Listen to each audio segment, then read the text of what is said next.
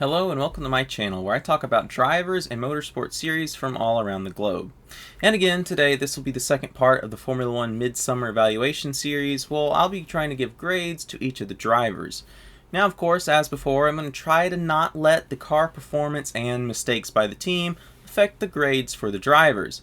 That being said, that's not entirely possible. But anyways, let's go ahead and get into it with the first driver, which is Max Verstappen. Now for Max, save for crash damage and mechanical failures, he's won every race he's finished this year aside from two, even when he wasn't always the quickest driver or car on track. He has had a brief race or two this year, especially at the beginning of the year, where it seemed like he was being outpaced by his teammate. Other than that, there's been no real major mistakes, only a couple of minor ones and spins where he still won the race. With that in mind, I think I'm going to have to give him an S. Now, it hasn't been perfect, so let's pretend that there is a SS rating at the top. The only reason why I upgraded him to an S is because when I did all my rankings originally, I noticed that I had like way too many drivers ranked under B. So I wanted to be a bit more generous and give out a couple more A's. And when that considered, it only feels like Max is the closest to being perfect so far this year, so he gets the S. And on to his teammate Sergio Perez. Now, he's won one race this year, but it probably could have been two if not for some poor safety car timing. At the beginning of the year, he was matching Max's pace and even beating him in a couple of races, but as the year has progressed, some of that pace has been lost, and I imagine that's to the development of the car starting to match more Max's style and not his, which honestly is probably the more logical choice. That being said, there's only been one real major mistake this year from Checo, and that would be hitting the wall at Canada. With all this in mind, I think I'm going to have to give him a B. And on to Charles Leclerc. Now, this one is complicated. He started the year really well, and currently has 3 wins. He probably could have more, but for a variety of reasons.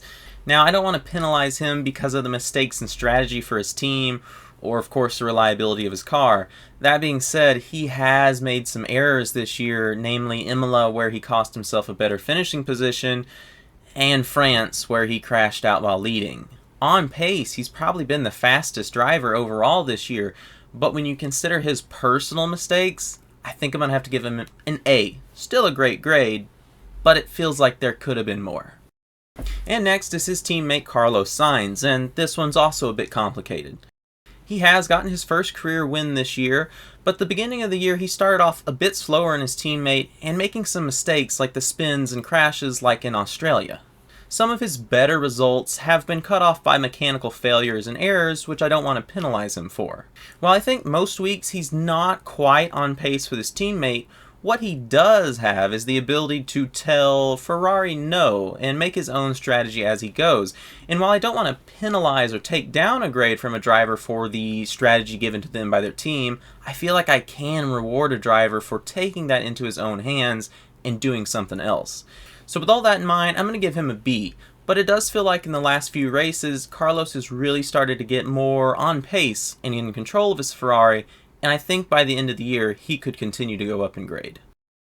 On to the Mercedes duo, starting with Lewis Hamilton. Now, he's finished behind his new teammate 7 in 13 races so far this year. However, a few of those, he's kind of had his strategy ruined by virtual safety cars. That being said, he was on abnormal strategies because he had a poor qualifying due to not being able to find the pace in his Mercedes. Now, his performances this year hasn't been extremely poor, but they do feel below average for Lewis. And if it was just off like the beginning half of the year, he'd probably get a C or a D. But in the last few races especially, he's really gotten on pace and in terms with the Mercedes and is really starting to improve again. I think for now, I'm going to give him a B because it does feel a bit below average for Lewis, but the improvement has been good. He could still keep going up as the year goes on. Now his teammate, in the last few races, he's fallen behind Lewis again, but he has gotten his first career pole. And at the beginning of the year, while Lewis was struggling for pace, for whatever reason, George was consistently up front getting the maximum out of his car. Now his only real mistake this year was the Silverstone crash, where his error wasn't egregious, but it did have egregious consequences. That being said, I'm still going to give George an A for now. And on to the Alpine team, starting with Fernando Alonso. Now, it took him until the 7th race of the year to finish ahead of his teammate, and he only has 5 finishes ahead of his teammate this year. However, he has been victim of mechanical failures, bad timing with safety cars, and crash damage not of his own causation. Save for the situations where he's been like holding up Lewis at Monaco, it doesn't feel like there's been many stand-out Fernando moments this year. Now, maybe it's just hard to judge without paying attention to every single lap of his, but it just feels a little lackluster, and that's not really bad, it's still good, it's Fernando Alonso, but I do think it's only been an average year so far, so I'm going to go with a C. It's just a bit hard to tell. And on to his teammate Esteban Ocon. He's only had 3 finishes outside of the points this year. However, 2 of those came from the result of penalties being applied to him due to contact on track, and the 3rd was a mechanical failure. As mentioned, he has had contact with several other drivers throughout the year, but none of those have resulted to anything more than simple penalties being applied to him. His overall performance has been pretty good considering the pace of his car. If it wasn't for those contacts, I would probably go for a B, but I feel like the multitude of times he's got himself penalized and hit other drivers, I'm also going to get him a C as well. Next is the McLaren duo, starting with Lando Norris. Sometimes the McLaren is pretty slow, and other times it's pretty decent. It's a bit hard to tell where it's supposed to be on average. With that being said, it feels like Lando is usually at that average or just above it. Most races this year he has outpaced his teammate, and when the opportunity arose, he was able to get a podium. There have been a few weird instances with team order complications this year, but I'm not going to change anything because of that. And I think overall, a bit hard to tell with the McLaren, but probably Lando would get an A. And on to his teammate, Daniel Ricciardo. And I don't think this year has been quite as bad for him as people make it out to be. There have been a few races he's finished ahead of his teammate, and a few where I think he potentially could have as well, but wasn't allowed to pass by the team. Some other times he's had to deal with mechanical issues in the car that have led to retirements, poor pace, or bad starting positions. Don't get me wrong, it's not been a stellar year, but I don't think that's been 100% onto Danny Ric himself. That being said, it does feel like a step down on the average performance from Danny Ric as we come to know. And with that in mind, the year so far, I'll probably just kind of shrug my shoulders and give a C or maybe a D. It does feel a bit below average, even if not entirely on him. Next is the Alfa pair at Alfa Romeo, starting with Valtteri Bottas. Now, the first half of the year was fantastic, often ironically Valtteri fighting the cars of his former team Mercedes near the front of the field. That being said, the last 5 to 6 races have seemed a little less extravagant. There have been some mechanical failures, but also the pace doesn't seem to be quite as strong as the beginning of the year. Now, it's hard to know if that's down to Valtteri or a lack of development in the car. If I had to guess, I think it's other teams catching up to the advantages Alfa had at the beginning of the year. That being said, I feel like a B for Valtteri is pretty fair.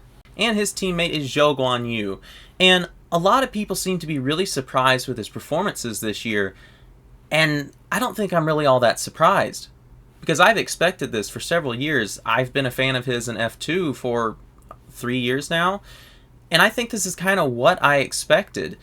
That being said, it's also kind of hard to tell exactly what his performances are on average because his car is always in smoke or flames or upside down in some tires.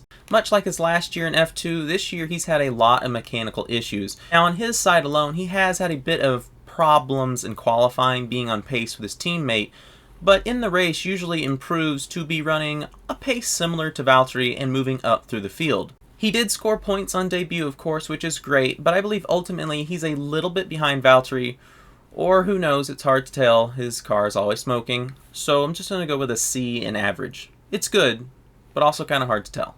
Now on to the Haas pair, starting with Kevin Magnussen, and K-Mag's return to F1 at the beginning of the year was incredible, with a top 5 finish on his season opener. The first few races were really positive, but unless I've counted incorrectly, he's only finished ahead of Mick 3 times. Now a lot of this is down to the reliability of the Haas Ferrari. However, some of this has come from penalties that he's received from contact with other cars that have put him either off sequence or running with a damaged car behind the pack. Much as before he left F1 the first time, it seems like he often makes contacts with other cars and maybe is just a tad bit over aggressive. That being said, with the highs to the lows, it's a bit hard to see where he's supposed to be on average. So I'm going to say A for the really cool comeback at the beginning of the year. But maybe a D for the whole first half so far. I really hope it improves. I feel like the car is there to be in the points pretty consistently. And on to his teammate Mick Schumacher. And when Kevin finishes ahead of Mick, the gap is usually pretty large. But when Mick finishes ahead of Kevin, the gap isn't quite so big. Mick has had some reliability issues this year, much like his teammate, and he has still scored points twice this year, but it probably could have been 3 times if not for the crash at Miami. And I think that's the biggest knock on Mick's grade overall.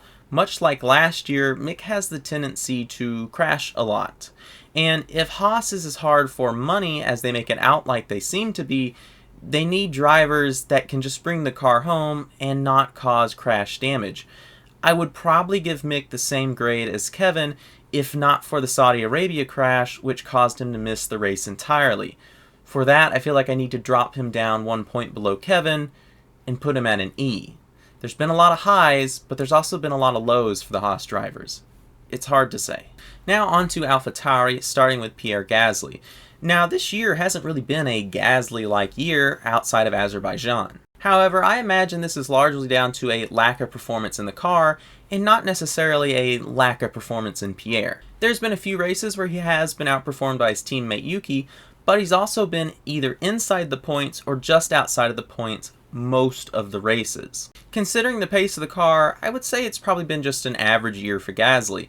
That being said, he has ran into Vettel in Austria, Lando Norris in Miami, and wrecked himself at the beginning of the Austrian sprint.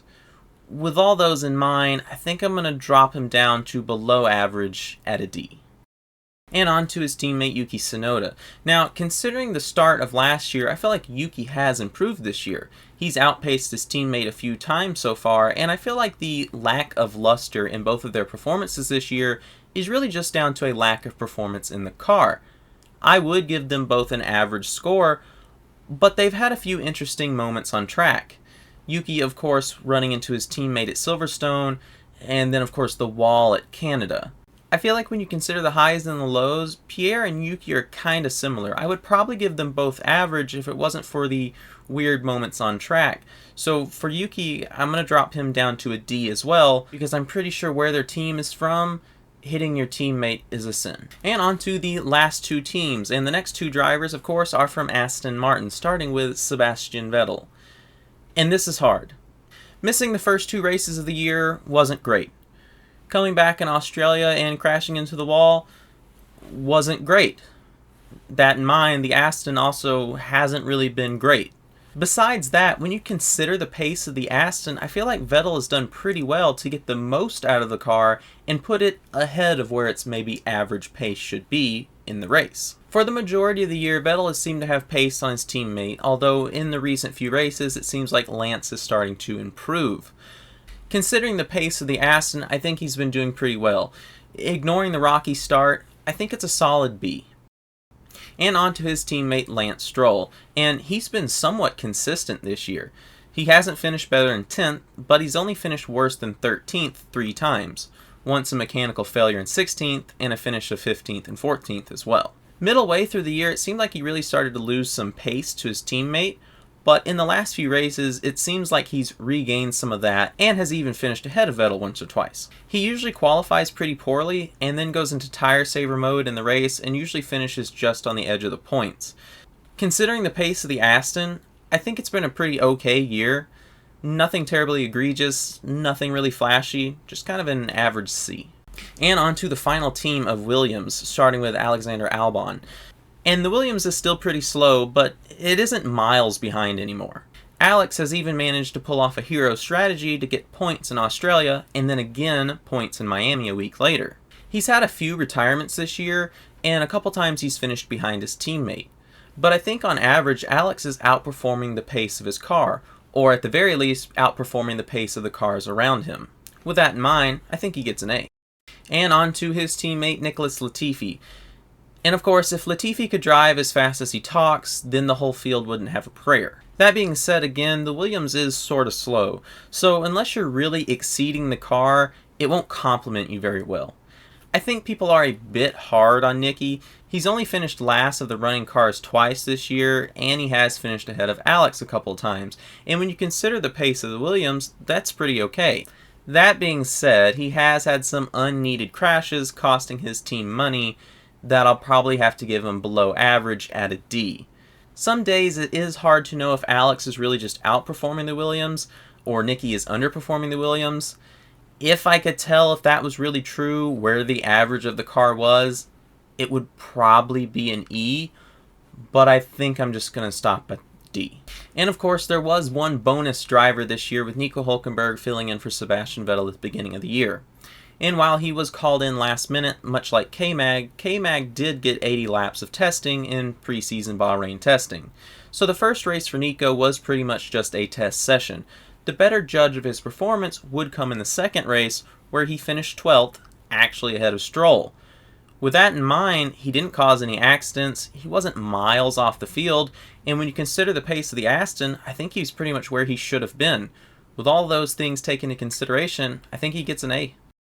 And now, looking at the ranking of the drivers overall at the end, I feel like there are a few that I'm not 100% sure of what grade I gave them. Now, I think in part because I'm not using like plus or minuses, I have to be a bit more assertive with the grades I give them. In addition, I kind of just didn't want to put everyone in a B and said like, yeah, it's been great, but not perfect. So if you think a driver's been rated a bit too high or a bit too low, let me know why you think that. I mean, I kind of don't even agree completely with my own rankings, but I wouldn't really know how to change them any other way. I tried to be as fair as possible and not just rate some of my favorites right at the top and everyone else at the bottom. But of course, it's not a perfect science, and hopefully everyone does continue to improve as the year goes on. Of course, the original driver research concept video ideas will continue on this channel with Sebastian Vettel pretty soon. I do hope to fill the void in between those videos with these more simple concept ideas. So thanks for watching, and I'll see you next time on Driver Profiles.